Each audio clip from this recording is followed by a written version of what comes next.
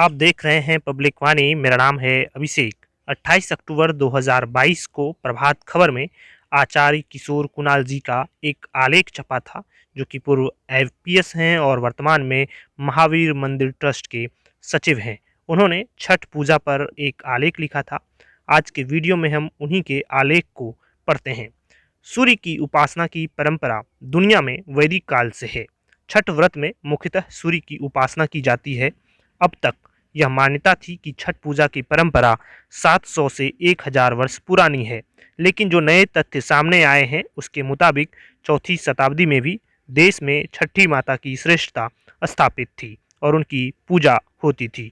1955 में प्रकाशित डॉक्टर वासुदेव शरण अग्रवाल की पुस्तक पाणिनि कालीन भारतवर्ष में चंद्रगुप्त काल के सिक्कों पर षष्ठी दत्त देवी के उद्धृत होने की चर्चा है।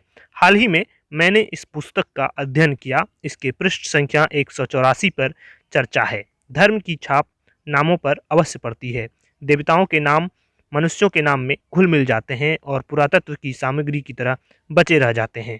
षष्ठी दत्त नामक गुप्त काल की मुहरों पर बचा हुआ एक संकेत है, जो उस युग में अत्यंत प्रिय षष्ठी देवी की पूजा की सूचना देता है। मेरा मत है कि यह षष्ठी दत्त ही छठी मैया है, यानी छठ व्रत की परंपरा करीब 17 साल से चली आ रही है। दरअसल छठी मैया पार्वती जी का ही पर्याय है। वह मां पार्वती के स्कंद रूप में है। चूंकि उनका जन्म कार्तिक शुक्ल पक्ष की षष्ठी को हुआ, इसलिए छठी मैया के रूप में उनकी पूजा होती है। मिथिला के दो विद्वान रचनाकारों चंडेश्वर और रुद्रधर की रचनाओं में छठ व्रत के विधान की जानकारी मिलती है। चंडेश्वर ने 1300 ईस्वी में रचित कृत्य रत्नाकर नामक ग्रंथ में छठ व्रत की चर्चा की है।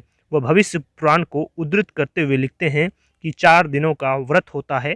पंचमी तिथि को एक बार भोजन करना चाहिए, षष्ठी को निराहार रहना चाहिए और कार्तिक शुक्ल पक्ष की सप्तमी को भगवान सूर्य की उपासना करनी चाहिए। इसी तरह रुद्रधर की एक रचना 15वीं शताब्दी की है, जिसका नाम है वृषकृत्य। इसमें भी छठ पर्व पर विस्तृत प्रकाश डाला गया है। इसमें वह 4 दिनों के पर्व की चर्चा करते हैं कि षष्ठी के दिन निराहार रहकर शाम में नदी तट पर भगवान सूर्य को जलार्पित करना चाहिए। सूर्य की आराधना के बाद रात्रि में जागरण करें, पुनः सुबह में सूर्य की आराधना करें। वह उसी विधान की चर्चा करते हैं जो आज भी विद्यमान है। गढ़वाल के राजा गोविंद अग्रवाल सेनापति लक्ष्मीधर की पुस्तक कल्पत्रु में 1130 ईस्वी के आसपास सूर्योपासना की चर्चा है। हेमाद्रि ने 1280 ईस्वी में भगवान भास्कर के लिए जिस प्रसाद की चर्चा की है, उसके निर्माण की विधि वही है जिससे आजकल कसार बनता है।